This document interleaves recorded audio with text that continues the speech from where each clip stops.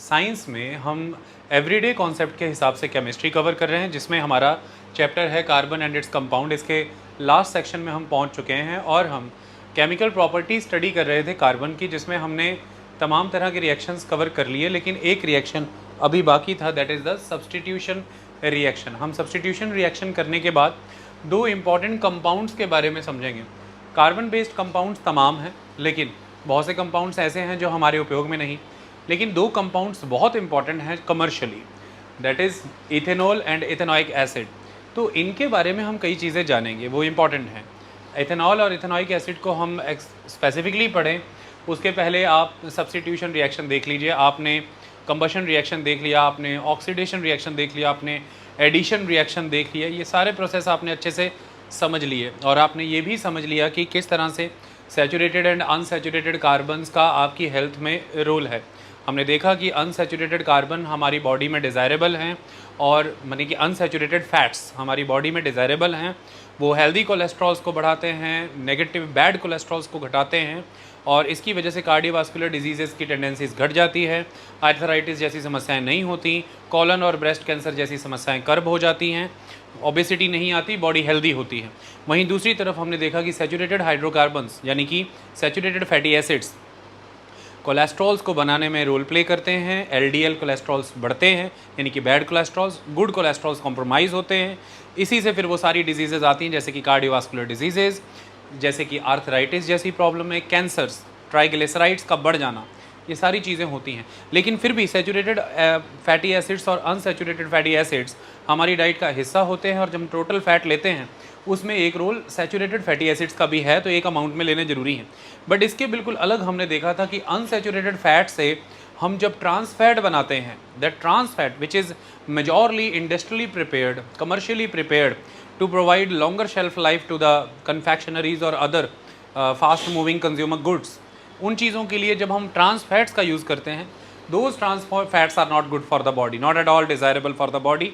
हम unsaturated fatty acids को hydrogenation के प्रोसेस से सैचुरेटेड कर देते हैं और आर्टिफिशियली हम ट्रांस फैट डेवलप करते हैं और वो ट्रांस फैट हमारी बॉडी में घातक रूप में इन दिल से जुड़ी बीमारियां, स्ट्रोक्स और कैंसर, आर्थराइटिस जैसी चीज़ों को बढ़ाते हैं।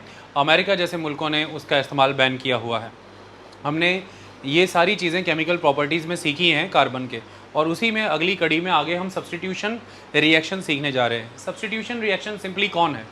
The substitution reaction, this reaction is a substitution reaction. Why?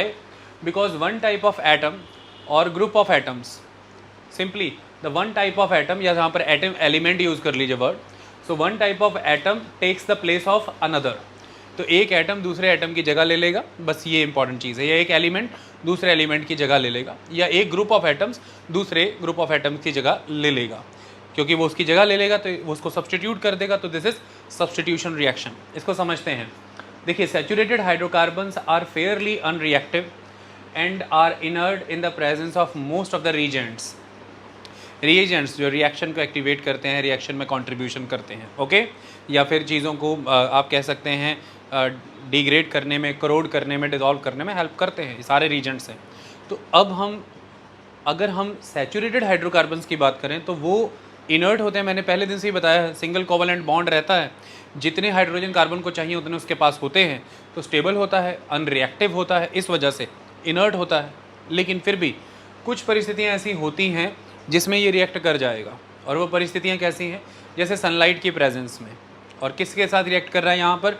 Chlorine के साथ रिएक्ट कर रहा है, ओके, और इसकी वजह से क्लोरीन सब्स्टिट्यूट कर देगा हाइड्रोजन को, और एक चेन मैनर में एक एक करके करते ही चला जाएगा, एक एक करके हाइड्रोजन रिप्लेस करता जाएगा और उसकी जगह पे क्लोरीन ऐड होते ही चले जाएंगे। तो इस तरह से हमने लिखा है कि saturated hydrocarbons, that is the single covalent bond between the carbon and all the hydrogens are there which is required for the carbon, वो सब हैं। So saturated hydrocarbons are fairly unreactive and are inert in the presence of most of the reagents. However, in the presence of sunlight, chlorine is added to hydrocarbons in a very fast reaction. Chlorine can replace the hydrogen atoms one by one. It is a substitution reaction because one type of atom or a group of atoms takes the place of another. जैसे हमने यहाँ पर structure ही बना करके रखा है। तो ध्यान से देखा जाए तो एक कार्बन है, 1 2 3 4 हाइड्रोजन है, तो सिंपल एक कार्बन है। तो हम नॉमेनक्लेचर की तरफ आते हैं, तो हम एक कार्बन मेथ, 2 कार्बन एथ, 3 कार्बन प्रॉप, 4 कार्बन ब्यूट। तो एक कार्बन है तो मैंने मेथ, और क्योंकि सिंगल बॉन्ड है तो फिर एल्केन। एटलीस्ट एक डबल बॉन्ड होता तो एल्कीन होता, एटलीस्ट एक ट्रिपल बॉन्ड होता तो एल्काइन होता, पर क्योंकि सिंगल बॉन्ड है तो एल्केन। तो एल्केन का एन और कार्बन, नंबर ऑफ कार्बन के हिसाब से मिथ, तो इट इज़ मिथेन। तो CH4 इज़ मिथेन। तो अब आपके सामने ये मिथेन है, ध्यान से देखिए। और क्लोरीन हमें पता है Cl2 की फॉर्म में एग्जिस्ट करता है, तो इसलिए मैंने उसको अलग अलग करके लिख दिया, ClCl बना दिया ताकि आपको और हेल्प हो जाए। तो अब हमने रिएक्शन बिगिन किया, हमारे पास रिएक्टेंट साइड पर ये अवेलेबल है और रिएक्शन कंडीशन है सनलाइट। तो ऐसे में आप देख सकते हैं कि ये जो क्लोरीन है ये इस हाइड्रोजन को रिप्लेस करके इसकी जगह ले लेगा, और ये हाइड्रोजन यहाँ से जाके इस क्लोरीन के साथ अटैच हो जाएगा। तो हमारे पास प्रोडक्ट साइड पर क्या आ रहा है, एक H एज इट इज़ है, दूसरा H भी एज इट इज़ है, तीसरा H भी एज इट इज़ ही है, बट Cl साथ में आकर के ऐड हो गया है। तो आप देख सकते हैं कि हाइड्रोकार्बन तो एग्जिस्ट कर रहे हैं, लेकिन उसमें एक फंक्शनल ग्रुप आकर के अटैच हो गया है। और हमने जब फंक्शनल ग्रुप देखे थे तो हमने उसमें halo alkane based functional group देखे थे। तो ब्रोमाइन क्लोराइन को हम क्या कहते थे, ब्रोमो क्लोरो। और उसके बाद हमने ऑक्सीजन बेस्ड फंक्शनल ग्रुप्स देखे थे। तो अब यहाँ पर देखिए क्लोरीन ऐड हो गया है आकर के, और उधर ये Cl के साथ H ऐड हो गया, तो ये HCl बन गया है। तो इसलिए अब यहाँ पर देखें तो एक ही कार्बन है, एक ही कार्बन है, तो अल्टीमेटली ये होगा तो मिथेन ही, क्योंकि एक कार्बन से मिथ आता है और सिंगल बॉन्ड है तो उससे एल्केन हुआ, तो ये हुआ मिथ प्लस एन, मिथेन। लेकिन अब ऐड हो गया यहाँ पर क्लोरीन, तो इसका नाम क्या होगा, क्लोरोमिथेन। तो हमने नेम एंड नॉमेनक्लेचर में सीखा था कि कैसे करनी है। तो फंक्शनल ग्रुप जब आ जाता है वहाँ पर, तो इट इज़ अ क्लोरोमिथेन। तो क्लोरोमिथेन क्रिएट हो गया, ये सब्सटीट्यूशन रिएक्शन था। Okay, that's all. तो इस तरह की चीज़ें होती हैं, सनलाइट की मदद से होता है रिएक्शन कंडीशंस। सनलाइट के प्रेजेंस में हीट जब उसे रिसीव होती है, लाइट प्रेजेंट होती है, तो फिर ये रिएक्शन एग्जीक्यूट हो जाता है। अब हम समझते हैं सम इम्पॉर्टेंट कार्बन कंपाउंड, जैसे कि ethanol and ethanoic acid. So 2 commercially important compounds हैं ये। इसके लिए सबसे पहले शुरुआत करते हैं प्रॉपर्टीज़ ऑफ इथेनॉल। इथेनॉल जब मैं कहूँगा तो अलग अलग फार्मूला से इसे जाना जाता है। एक फार्मूला हम पढ़ते आ रहे हैं, दैट इज़ CH3CH2OH। क्योंकि अल्कोहल है इथेनॉल, तो अलग अलग फार्मूला से जाना जाएगा। एक फार्मूला रिएक्शंस में हम जो यूज़ करेंगे वो ये भी है, C2H5OH। तो C2H5OH ये भी इथेनॉल है, CH3CH2OH ये भी इथेनॉल है, नो प्रॉब्लम एट ऑल। ज़रूरत के हिसाब से दोनों में से जो यूज़ करना है कर लेंगे। ओके, इथेनॉल माने अल्कोहल। ओके, चलो, very good. So it is liquid at room temperature. तो आप सब जानते हैं इथेनॉल अल्कोहल रूम टेम्परेचर में लिक्विड होता है। So it is liquid at room temperature and commonly called alcohol as it is the active ingredient of alcoholic drinks। तो जो alcoholic drinks होती हैं exactly वो पूरा इथेनॉल नहीं होता है भाई। इथेनॉल यूज़ होता है alcoholic drinks में, तो alcoholic drinks में वो जो अल्कोहल होता है वो इथेनॉल होता है। इतनी बात समझ में आई। लेकिन अगर प्योर इथेनॉल यानी कि एब्सोल्यूट इथेनॉल थोड़ा सा भी चढ़ा लिया, खत्म, डेडलीस्ट, नुकसान हो जाता है। इतनी बात समझ में आई। तो चलो, तो ये एक्टिव इंग्रेडिएंट है अल्कोहल का, जो अल्कोहल प्रोडक्ट्स हम यूज़ करते हैं। इथेनॉल को अल्कोहल भी मान के चलते हैं हम। So it is liquid at room temperature and commonly called alcohol, commonly alcohol ही कहते हैं, as it is the active ingredient of alcoholic drinks. Done. It is a good solvent. तो ये अच्छा सॉल्वेंट है, यानी कि जैसे पानी एक बहुत अच्छा सॉल्वेंट है, ऐसे ही इथेनॉल यानी कि अल्कोहल भी एक अच्छा सॉल्वेंट है। तमाम सॉल्यूट हम इसमें डिज़ोल्व कर लेते हैं जो हमें ज़रूरत है। जैसे कि जब चोट वगैरह लग जाए तो टिंचर आयोडीन हम लगाते हैं, तो उसमें जो सॉल्वेंट के रूप में यूज़ हुआ है अल्कोहल यूज़ हुआ है, इथेनॉल। इसके अलावा हम जब कफ सिरप्स पीते हैं तो तब से अक्सर आप देखेंगे कफ सिरप पीने का थोड़ी नींद आती है, थोड़ी सी नशीली होती हैं। और अक्सर देखेंगे पीछे जब लहर चली थी, कॉलेज, हॉस्टल्स, तमाम जगह पे हम सुनते रहते थे कि लड़के जो हैं over the counter medical shop से कफ सिरप्स ले कर के पीते रहते थे नशे करने के लिए। और फिर सरकार ने उसके बाद स्ट्रिक्टली कुछ कफ सिरप्स पर बैन लगाया, और कुछ कफ सिरप्स जो है वो स्ट्रिक्टली प्रिस्क्रिप्शन पे मिलेंगी, वैसे नहीं मिलेंगी। तो इसलिए उनमें alcohol as a solvent use होता है कफ सिरप्स में, इसलिए वो अल्कोहल माने इथेनॉल, इसलिए वो अल्कोहल का काम करती हैं। तो पीने में थोड़ा सा नशा भी होता है, कई लोग फिर उसे वैसे ही यूज़ भी करना शुरू कर देते हैं। और कई तरह के जो हेल्थ टॉनिक्स हैं, उन टॉनिक्स में भी सॉल्वेंट के रूप में इथेनॉल यूज़ होता है, यानी कि अल्कोहल यूज़ होता है। तो इसका कमर्शियली बहुत यूज़फुल है फिर ये तो, ओके ये सारी चीज़ें। सो it is a good solvent, इसकी ये गुड सॉल्वेंट होने वाली क्वालिटी गुला लेती है चीज़ों को अपने में। और ये पानी किसी भी प्रोपोर्शन में, अल्कोहल जो है पानी में किसी प्रोपोर्शन में घुल जाती है ये इथेनॉल। तो इसलिए पैग बना रहे हो दारू का, जो बना रहे हैं, आप तो नहीं बनाते, इतनी से पानी लेंगे मान लो, और इतनी डाल लेंगे दारू, घुलती जाएगी। कितने भी पानी में कितना भी प्रोपोर्शन अल्कोहल डालते हो घुलता जाएगा। आई बात समझ में? लेकिन ये पानी के साथ घुल जाती है, ये इसकी टेंडेंसी है, इथेनॉल की टेंडेंसी है कि पानी के साथ मिल जाती है, इसलिए दारू के साथ पानी चलता है। दारू पानी मिल जाते हैं आपस में, है ना। तो ये कहानी है। So it is a good solvent. So it is also used in medicine such as tincture iodine, cough syrups and many tonics. Ethanol is also soluble in water in all proportions. Water में soluble है खुद ethanol भी। Ethanol खुद एक अच्छा solvent है और water भी हमारे पास एक तगड़ा सॉल्वेंट है। तो दोनों सॉल्वेंट भिड़ा दिए तो वाटर में किसी प्रोपोर्शन में ये घुल जाती है, is highly soluble in water. तो पानी के साथ पी जाते हैं कई लोग। Consumption of small quantities of dilute ethanol, dilute माने वही जो पैग बनाया है उसे डिल्यूट बोल रहे हैं, बड़ी साइंटिफिक भाषा।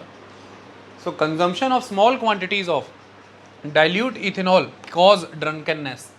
हालांकि इस चीज़ को, इस प्रैक्टिस को मना ही करते हैं समाज, लेकिन फिर भी ये अधिकतर सामाजिक प्रथाओं में दिखता है, लोग पीते हैं, सोशली पीते हैं। वो अक्सर हुब के ठोक के कहते हैं, रेगुलर नहीं पीते, पर सोशली ओकेजनली पीते हैं, सुनते होंगे आप। जबकि तमाम सोसाइटीज़ इसको निगेट करती हैं कि दिस इज़ नॉट गुड, नहीं पीनी चाहिए, पीना अच्छी चीज़ नहीं है। अल्कोहल, जो drinking alcohol is injurious to health, ऐसा कहते हैं अपन। तो ये है। अब आता है एब्सोल्यूट इथेनॉल। पहले तो डाइल्यूट की बात हो रही थी ना, एब्सोल्यूट देखो। Intake of even a small quantity of pure ethanol that is absolute alcohol can be lethal. जान भी जा सकती, नुकसान हो सकता है, ओके। और वैसे भी अल्कोहल लंबे समय तक पिए तो सेहत को बहुत सारे नुकसान होते हैं। चलिए अब हम इथेनॉल के अलग अलग रिएक्शंस देखते हैं। इथेनॉल का रिएक्शन सोडियम के साथ देखते हैं, और फिर एक रिएक्शन देखेंगे इथेनॉल का जिसकी वजह से हमें अनसैचुरेटेड हाइड्रोकार्बन मिल जाएंगे। अनसैचुरेटेड हाइड्रोकार्बन, पहले वो अनसैचुरेटेड नहीं होगा, फिर अनसैचुरेटेड हो जाएगा। कैसे होता है वो अभी दिखा देते हैं आपको। तो पहले इसका सोडियम के साथ रिएक्शन देखते हैं। सोडियम यहाँ पे मतलब क्या है, मेटल है। Sodium is a metal. Reactivity series में उससे टॉप पे आते हैं, और one of the top metals होने की वजह से बहुत रिएक्टिव है सोडियम। डन। तो क्या है उसका इसके साथ रिश्ता ये है कि रिएक्शन विद सोडियम में हमने देखा कि C2H5OH प्लस Na बैलेंस किया गया इसको, तो यहाँ 2 लगा दिया गया, यहाँ भी 2 लगा दिया गया। रिजल्ट क्या निकला? अब C2H5OH जो था, ये C2H5OH जो था, इसमें से अगर मैं यहाँ पे लाइन लगा दूँ एक, तो ये C2H5O जो है ये अल्टीमेटली ये तो नेगेटिव है ना फिर, ओके। और ये नेगेटिव है तो Na क्या होता है, पॉजिटिव होता है। वैलेंसी उसकी, हम ऊपर चार्ज पॉजिटिव आता है और यहाँ पर ऊपर चार्ज नेगेटिव आएगा। तो फिर ये बात क्लियर है कि C2H5O के साथ Na प्लस जुड़ जाएगा, Na प्लस जुड़ जाएगा, और यहाँ से H फ्री हुआ है तो हाइड्रोजन गैस लिबरेट हो जाएगी, ओके। तो अब मैं इस लाइन को हटा देता हूँ, ये लीजिए हटा दी मैंने। तो C2H5OH प्लस Na सोडियम, और रिजल्ट क्या आ गया, C2H5O नेगेटिव Na प्लस, मतलब सिंपल C2H5ONa, C2H5ONa। यहाँ से एक H जो है वो फ्री हुआ, Na आके एसोसिएट हो गया इसके साथ, ये H जो फ्री हुआ ये रहा H2 हाइड्रोजन गैस। और ये जो बना C2H5ONa, Na है तो सोडियम है, ओके। इथेनॉल है बट ये O अब यहाँ पर नेगेटिव फॉर्म में लगा है तो ये हो गया इथॉक्साइड, ईथ ऑक्साइड, ओके। तो सोडियम इथऑक्साइड, ये बना सोडियम इथॉक्साइड। तो जब इथेनॉल को सोडियम के साथ रिएक्ट करते हैं तो प्रोडक्ट में हमें सोडियम इथॉक्साइड मिलता है प्लस हाइड्रोजन गैस मिलती है। टेस्ट करने का एक तरीका है, उसके पॉप साउंड सुनने लग जाएंगे आप, उसे आग के पास ले आइए तो pop sound will be there. Hydrogen pop sound create करती है। और हाइड्रोजन क्यों लिबरेट हुई, इसका मेन कारण क्या था, हम जब एक रिएक्शन किया करते थे और वो रिएक्शन क्या था, acid plus metal is equal to क्या निकल के आता था, हाइड्रोजन रिलीज होता था। एसिड प्लस मेटल जब करते थे तो हाइड्रोजन रिलीज होता था। तो यहाँ पर जब इथेनॉल को रिएक्ट कराया जाएगा सोडियम के साथ, यानी कि इथेनॉल में जब एक ग्रेन ऑफ सोडियम, चावल के दाने बराबर सोडियम डाला जाएगा, इथेनॉल एसिडिक बिहेव करेगी यहाँ पर, it will behave like acid. तो इसलिए एसिड प्लस सॉल्ट रिजल्ट में हाइड्रोजन गैस निकलता है, तो वो यहाँ पर भी लिबरेट हुआ है। ये इसका आंसर है। तो हमने अब ये तो मैंने आपको बताया, आपकी एनसीईआरटी की बुक में ये वाला केमिकल फार्मूला यूज़ हुआ है, CH3CH2OH, तो वही सोडियम ऐड कर दिया, तो 2Na + 2CH3CH2OH, तो रिजल्ट क्या आया, CH3CH2O negative Na+, that is sodium ethoxide plus H2। Main है ये हाइड्रोजन गैस निकलना। ओके, सो एल्कोहल्स, जो एल्कोहल्स हैं, एल्कोहल्स रिएक्ट विद सोडियम यानी कि metal, leading to the evolution of a hydrogen. इतनी बात समझ में आई? चलो, ये एक रिएक्शन हो गया हमारा। Second reaction, the reaction to give unsaturated hydrocarbon. कैसे आएगा अनसैचुरेटेड हाइड्रोकार्बन, आओ समझें। हीटिंग एथेनॉल एट 443 केल्विन, मतलब ज़्यादा टेम्परेचर पे हीट करना है। कितना टेम्परेचर? लगभग 170 degree centigrade. Okay, 170 degree centigrade. तो heating ethanol at 443 kelvin with excess, एक तो एक्सेस में लीजिए और ऊपर से डाइल्यूट नहीं, कंसंट्रेटेड सल्फ्यूरिक एसिड लीजिए।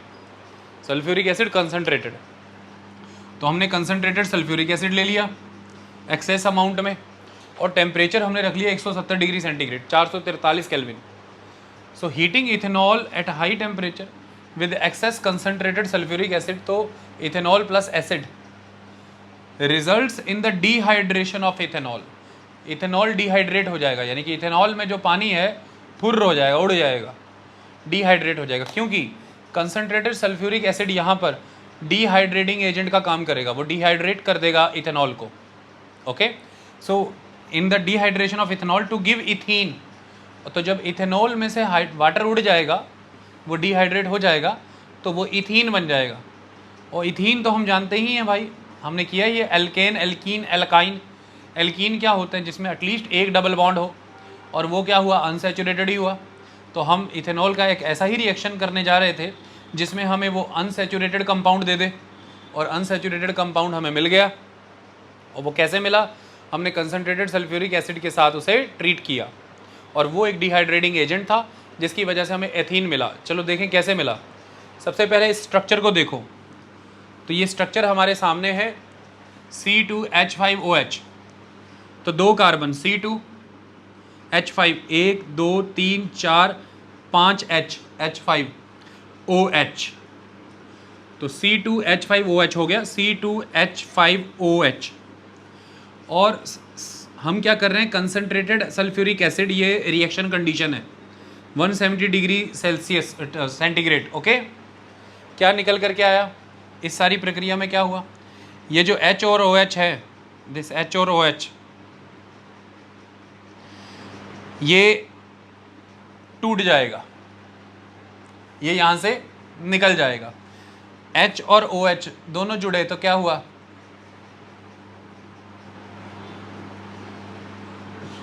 दो H हो गए, तो जो इथेनॉल में जिस वजह से वो हाइड्रेटेड था, वो मॉलिक्यूल उड़ा दिया, डिहाइड्रेट कर दिया उसको, और किस में कन्वर्ट कर दिया? सिंगल बॉन्ड है सारे यहाँ पे, कार्बन कार्बन के बीच में सिंगल बॉन्ड है, कार्बन हाइड्रोजन के बीच में सिंगल बॉन्ड है, और कार्बन OH अल्कोहल के बीच में यहाँ पर सिंगल बॉन्ड है।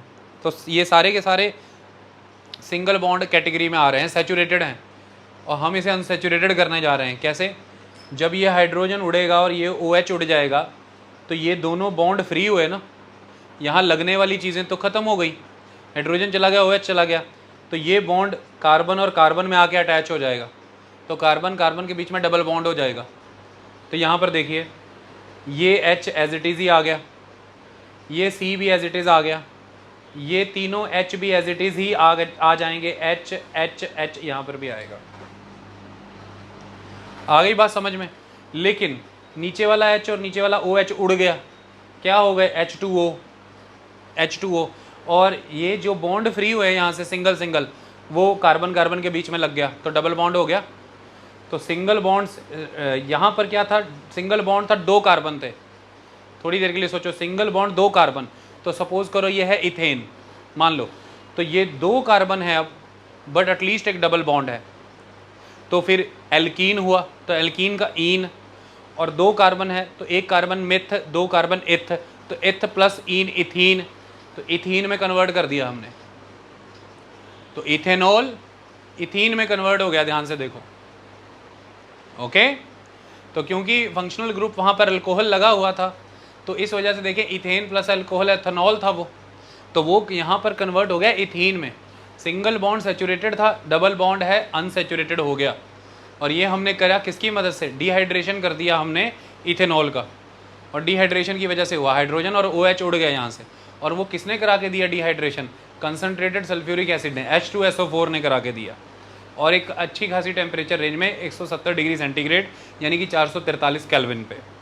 तो यही चीज़ यहाँ पर है कि heating ethanol at 443 kelvin with excess concentrated sulfuric acid results in the dehydration of ethanol to give ethene. The concentrated sulfuric acid is a dehydrating agent which removes water from ethanol. और वो हमने यहाँ पे remove होते देख लिया, ये structure से समझ आ जाएगा आपको, क्लियर हो गया इतना। चलो अब हम थोड़ा ये समझें कि अल्कोहल ह्यूमन बॉडी पे फंक्शन कैसा करती है, कैसे काम करती है, और अल्कोहल के जो NCERT के डब्बे में बताया है कि कमर्शियल यूज़ क्या है, कैसा हो सकता है, या इथेनॉल बॉडी पे कैसे काम करती है, और इथेनॉल का फंक्शन क्या हो सकता है कमर्शियल। आप सब जान तो रहे हैं, आज दिन तक आपके रोड ट्रांसपोर्ट मिनिस्टर रोज़ बात कर रहे हैं कि इथेनॉल का ब्लेंडिंग करना है 20% तक, और अभी जो नए व्हीकल आ रहे हैं वो इथेनॉल ब्लेंडिंग के कंपैटिबल इंजन्स के साथ ही आ रहे हैं। तो आप ये कह रहे हैं कि भाई जो 100% पेट्रोल आप यूज़ करेंगे, में 80% पेट्रोल होगा, 20% इथेनॉल होगा, तो मतलब ethanol as a fuel use किया जा सकता है। तो फिर इथेनॉल ब्लेंडिंग करने की बात हो रही है, उसका मेन पर्पज़ ये है कि एक तो हमारी इंपोर्ट डिपेंडेंस रिड्यूस हो जाएगी, हमें जो 100% पूरा 1 लीटर के पीछे पूरा 100% पेट्रोल ही इंपोर्ट करना पड़ रहा है, मतलब कि क्रूड इंपोर्ट करना पड़ रहा है, सोचो, तो वही हमें अब 1 लीटर के पीछे 80% ही पेट्रोल या जिससे पेट्रोल निकलेगा दैट इज़ क्रूड इंपोर्ट करना पड़ेगा। 20% हमारे देश के किसान जो राइस उगाएंगे, जो कॉर्न उगाएंगे, जो बाकी कुछ मिलेट्स हैं, और फिर शुगर केन उगाएंगे, हम उसी में से इथेनॉल निकाल लेंगे। तो अल्टीमेटली ये फगवाड़ा के पास आप देखेंगे आगे इथेनॉल प्लांट लगे हुए हैं बहुत तगड़े तगड़े, और आजकल सड़कों में इथेनॉल के गाड़ियाँ भी दिखनी शुरू हो गई हैं। तो वो ये कह रहे हैं कि किसान अन्नदाता के साथ साथ ऊर्जादाता भी बन जाएगा, कि किसान अब तक अन्नदाता है, भोजन देता है, अब वो आगे से एनर्जी भी देगा, ऊर्जा भी देगा। क्यों? किसान वो फसलें उगाएगा जिससे इथेनॉल बनेगा, और वो इथेनॉल फिर रिफाइनरीज जो हैं, पेट्रोलियम प्रोडक्ट्स बनते हैं जहाँ पर, वहाँ पर ब्लेंड करके पेट्रोल बनाया जाएगा 1 लीटर। समझ में आ रही बात? डीजल बनाया जाएगा। तो कितना, अगर 10 लीटर के पीछे भी देखें तो कितना पैसा इंपोर्ट बिल का खर्चा बच जाएगा, कितने डॉलर बच जाएंगे, फॉरेन एक्सचेंज रिजर्व्स बच जाएगा। दूसरा, हमारे किसानों को पैसा मिलेगा जो विदेशों में जा रहा था सारा इंपोर्ट करने के चक्कर में, तो वो उन किसानों तक पहुंचेगा, उनकी कमाई दुगनी, जो आमदनी दुगनी करने की बात चल रही है उस तरफ फोकस हो जाएगा, है ना, और हम सेल्फ सफिशिएंट होने लग जाएंगे। ये सारी चीज़ें हैं इसको लेकर के। इतनी बात समझ में आई? थोड़ा देख लेते हैं क्या कह रही है किताब। मैं बताता हूँ अल्कोहल पहले बॉडी पे काम कैसे करती है। हमने दो इंपॉर्टेंट कमर्शियल कंपाउंड में से इथेनॉल, इथेनॉइक में से इथेनॉल जितना चाहिए था वो कर लिया है, बुक में इतना ही है। अब इथेनॉइक की तरफ बढ़ेंगे, पर पहले बॉडी पे इथेनॉल कैसे काम करता है और कमर्शियल इसका क्या यूज़ है उसको देख लेते हैं। देखिए क्वेश्चन है, how do alcohols affect living beings. दारू पीने के बाद जो हाल होता है वो क्यों होता है, मेन वही। देखिए, when large quantities of ethanol यानी कि अल्कोहल, यहाँ पे हमने वर्ड अल्कोहल्स लिखा था, हम इथेनॉल भी डिस्कस करेंगे, मेथेनॉल भी डिस्कस करेंगे, है ना, ऑल आर द अल्कोहल्स।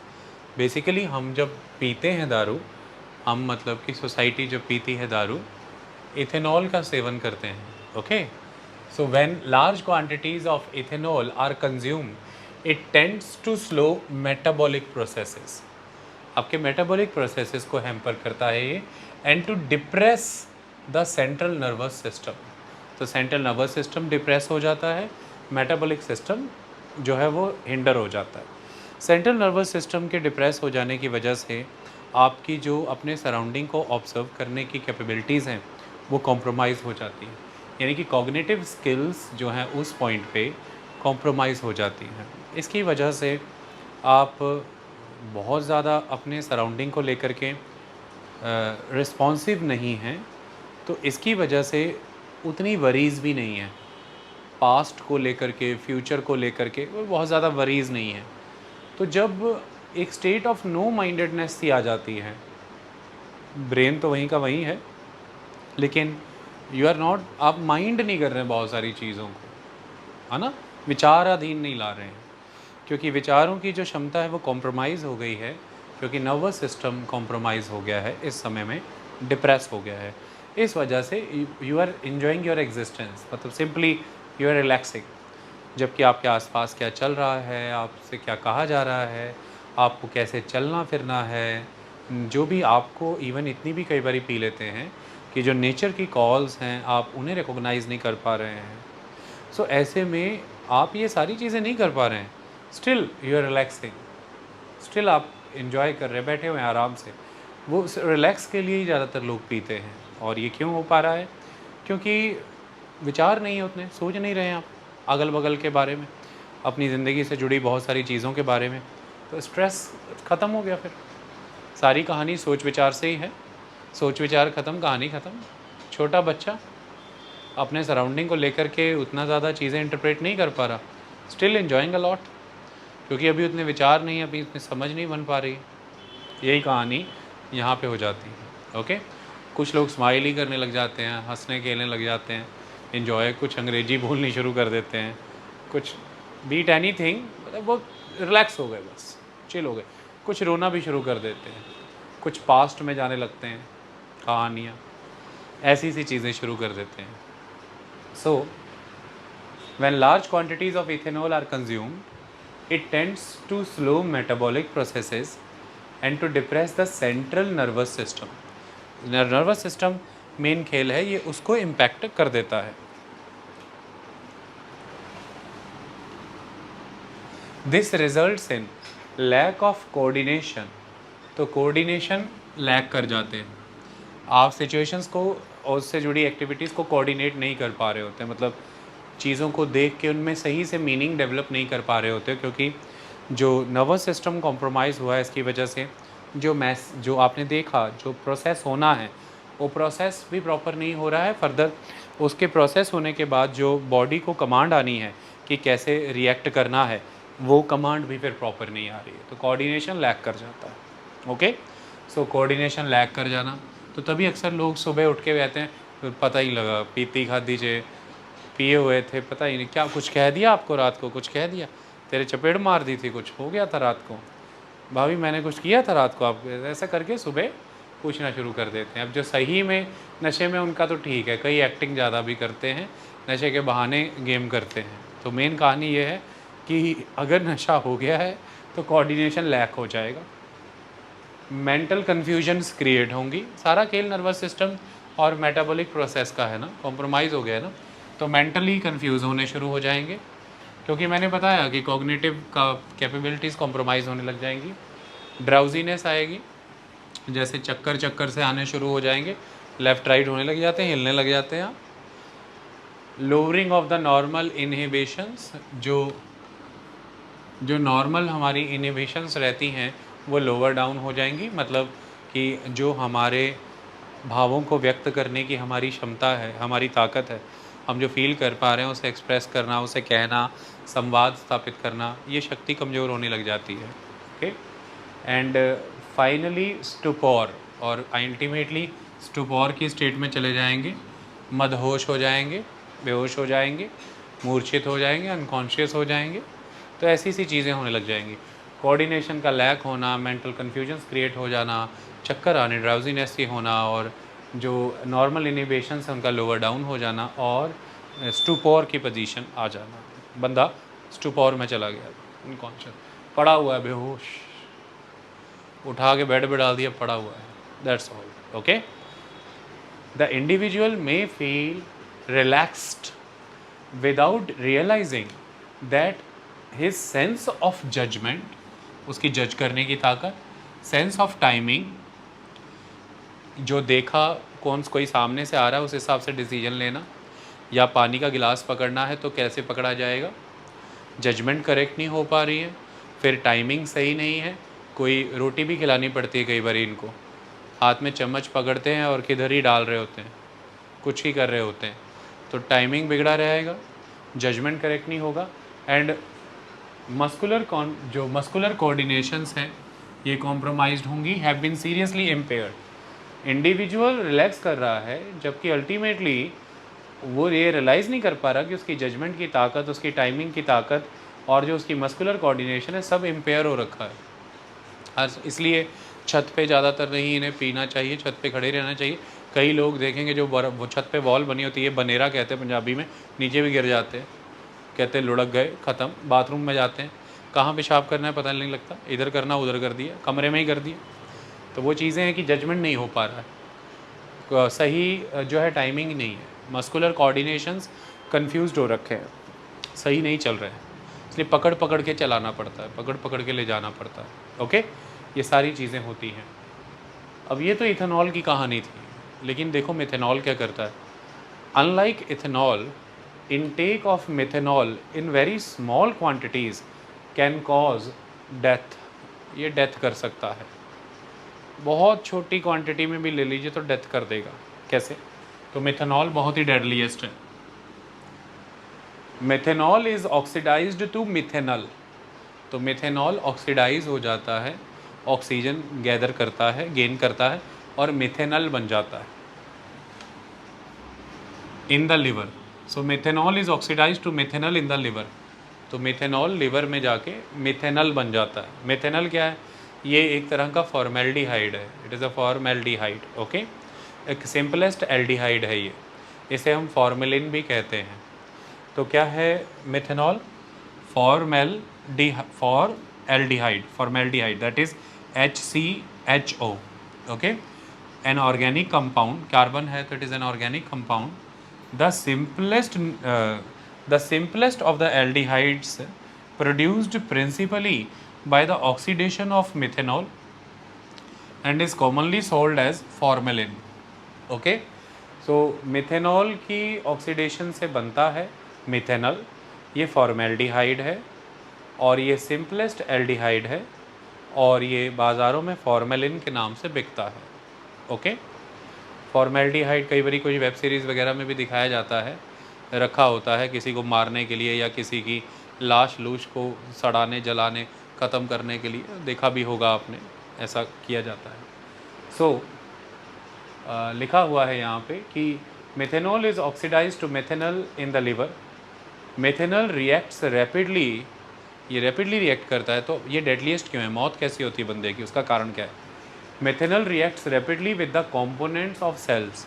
हमारी बॉडी सेल से बनी है, सेल से टिश्यू बनते हैं, टिश्यू से ऑर्गन बनते हैं और ऑर्गन से ही ये सारी बॉडी है। तो ऐसे में जो हमारे सेल्स हैं उनके कई तरह के कंपोनेंट होते हैं, उनमें प्रोटोप्लाज्म होता है, न्यूक्लियस होता है, न्यूक्लियोलस होता है, उसमें साइटोप्लाज्म होता है, कई तरह के और ऑर्गेनेलीज होते हैं, ये सारी चीज़ें होती हैं सेल के अंदर। तो ऐसे में जो सेल के कंपोनेंट्स हैं, सेल के कंपोनेंट्स के साथ मिथेनल रिएक्ट करता है और उन्हें नुकसान पहुंचाता है। मेनली किसके साथ रिएक्ट करता है, किसे नुकसान पहुंचाता है? And that main thing is protoplasm. ये प्रोटोप्लाज्म को नुकसान पहुंचाता है। ओके, क्या कर देता है? उसे कोगुलेट कर देता है। कोगुलेट कर देना, जमा देना।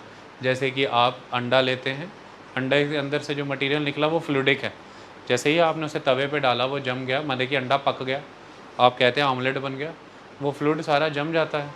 ऐसे ही ये जो प्रोटोप्लाज्म है ये एक कलरलेस मैटर है हमारे सेल के अंदर। ये वो कलरलेस मैटर है जिसमें सेल का जो लिविंग पार्ट है वो एग्जिस्ट कर रहा है। किसके अंदर? प्रोटोप्लाज्म के अंदर। और वो लिविंग पार्ट क्या है? साइटोप्लाज्म है। मैंने यहाँ पर लिखा है, देखिए, it is cytoplasm, nucleus and organelles. Okay, so what is protoplasm? It is the colorless material comprising the living part of the cell। तो जो इंडिविजुअल की बॉडी सेल से बनी है, सेल से टिश्यू, टिश्यू से ऑर्गन, और अल्टीमेटली सेल का ही जो लिविंग पार्ट है, जैसे कि साइटोप्लाज्म, न्यूक्लियस एंड ऑर्गेनेलीज, उस लिविंग पार्ट को ही जब ये इम्पैक्ट कर देगा, दैट इज़ मिथेनल, और वो लिविंग पार्ट क्या है? The protoplasm. तो जब एक सेल के एक component that is the protoplasm, जो कि लिविंग पार्ट है एक सेल का, जिसके अंदर ये लिविंग पार्ट के ये एंटिटीज़ हैं, जैसे कि साइटोप्लाज्म, न्यूक्लियस एंड ऑर्गेनेलीज, कुछ ऑर्गेनेलीज हैं। तो जब हमने सेल के ही लिविंग पार्ट को अटैक करके ख़त्म कर दिया तो सेल्स का मर जाना माने टिश्यूज़ का मर जाना, टिश्यूज़ का मरना माने ऑर्गन का मरना व्यक्ति का मर जाना, इसलिए डेडलीस्ट है। सो मिथेनॉल इमेज रैपिडली रिएक्ट करता है सेल कंपोनेंट्स के साथ, जैसे कि प्रोटोप्लाज्म। और प्रोटोप्लाज्म क्या है? कलरलेस मैटर है जिसमें कि सेल का लिविंग मटेरियल होता है, it is a living part. Okay, तो वो ये चीज़ें हैं और इनको ये नुकसान पहुंचा देता है। So unlike ethanol, intake of methanol in very small quantities can cause death. क्यों? Because methanol is oxidise to methanol in the liver. Methanol reacts rapidly with the components of cells. It coagulates the protoplasm in much the same way an egg is coagulated by cooking. Methanol also affects the optic nerve causing blindness. ये अंधा कर देता है। आई बात समझ में? तो methanol का काम हो गया है, मिथेनॉल की कहानी है, ये अंधा भी कर देता है। ओके, कई बारी परमानेंट ब्लाइंडनेस हो जाती है। अब फिर से आ गए इथेनॉल पे। Ethanol is an important industrial solvent. Ethanol हमने पढ़ा था एक इम्पॉर्टेंट इंडस्ट्रियल सॉल्वेंट है। हमने टिंचर, आयोडीन, कफ सिरप्स और कई तरह के टॉनिक बनाने के लिए इथेनॉल को यूज़ करते हैं एज ए सॉल्वेंट, ऐसा देखा। अब फैक्ट्रियों में ये ethanol as a solvent use हो रहा है कमर्शियली, तो फैक्ट्रियों के वर्कर, लेबर सारे तो इथेनॉल में ही चुट्टी लगाते रहेंगे, उसे ही पीते रहेंगे। कभी बाथरूम में जाके पी ली, कभी इधर उधर जाके पी ली, तो नुकसान हो गया, फिर तो फैक्ट्री लॉस करेगी सब कुछ। तो इथेनॉल इसलिए इस मैनर में यूज़ ना हो, इसलिए इसमें हल्का सा मेथनॉल मिक्स करके रखते हैं, यानी कि इसे पॉइजनस बना देते हैं, जहरीली बना देते हैं। इसके लिए फिर जिस पर्पज़ से ये आई है उसे पर्पज़ के लिए यूज़ होती है। ओके, तो उसमें मेथनॉल ऐड कर दिया जाता है उसे जहरीला बनाने के लिए। सो यहाँ पर लिखा है ethanol is an important industrial solvent. To prevent the misuse of ethanol produced for industrial use, it is made unfit for drinking by adding poisonous substances like methanol to it. Okay? तो methanol उसमें डाल दिया जाता है। Die colour भी डाले जाते हैं ताकि क्लियरली डिमार्केट हो जाए कि अल्कोहल है, इसलिए कलर भी मिक्स किए जाते हैं। Dyes are also added colour. हाँ ठीक है। Dyes are also added to colour the alcohol blue. Okay, तो एल्कोहल को ब्लू कलर देने के लिए डाइज भी हम ऐड करते हैं, जिसकी वजह से it can be identified easily, हम इसे ईजिली आइडेंटिफाइड कर लेते हैं। और फिर जब एल्कोहल में हमने डाई ऐड कर दिया उसे कलर देने के लिए, सपोज़ करिए कि उसका ब्लू कलर हो गया, तो हम इसे क्या कह देते हैं यहाँ पर? DENATURED, denatured alcohol.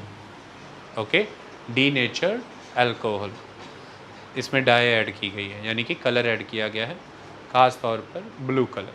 क्लियर? तो ये सारी चीज़ें हैं कि how do alcohol affects living beings, metabolic process और सेंट्रल नर्वस सिस्टम को इम्पैक्ट करता है, और फिर ये सारी चीज़ें होती हैं। अल्कोहल्स में इथेनॉल को तो देखा हमने कि ethanol as a solvent use होता है। अल्कोहल्स में हम डाई ऐड कर सकते हैं, उन्हें कलर दे सकते हैं, जैसे कि ब्लू कलर दिया, और फिर हम उन्हें डीनेचर्ड अल्कोहल कह सकते हैं। हमने देखा कि मेथनॉल बहुत डेडलीस्ट है, वो एथेनॉल की तरह ड्रिंकिंग पर्पसेस के लिए यूज़ नहीं हो सकता, वो लीथल है। मेथनॉल लिवर में जाकर के मेथनॉल में कन्वर्ट होता है ऑक्सीडाइजेशन के प्रोसेस के वाया, और ये मेथनॉल बहुत हार्मफुल है। और हमने देखा कि ये मेथनॉल हमारी बॉडी में जो सेल कंपोनेंट्स हैं उनको इम्पैक्ट करता है, जैसे कि ये प्रोटोप्लाज्म को कोगुलेट कर देता है, जमा देता है, जिसके बाद कोई भी अपने फंक्शन सेल परफॉर्म नहीं कर पाता, क्योंकि प्रोटोप्लाज्म वो कलरलेस मटेरियल है, मैटर है, जो कि उस सेल का एक तरह का लिविंग पार्ट है। और सेल के लिविंग पार्ट डैमेज हो गए, सेल, टिश्यू, ऑर्गन सब डैमेज हो जाएगा, ये जानलेवा है, घातक है। मेथनॉल अंधा भी कर देता है, कई बार परमानेंट ब्लाइंडनेस आ जाती है। ये सारी चीज़ें हमने इसमें देखी। अब अगला है कि अल्कोहल एज अ फ्यूल, क्या हम अल्कोहल को एज अ फ्यूल भी यूज़ करते हैं? बिल्कुल करते हैं, दुनिया भर में हो भी रहा है। कैसे हो रहा है? हम अल्कोहल की ब्लेंडिंग करते हैं, जैसे ख़ास तौर पर इथेनॉल ब्लेंडिंग करते हैं हम। तो क्या है, देखिए मिलेगा कहाँ से, पहले तो ये जानना ज़रूरी है। शुगर केन, गन्ने के खेत, शुगर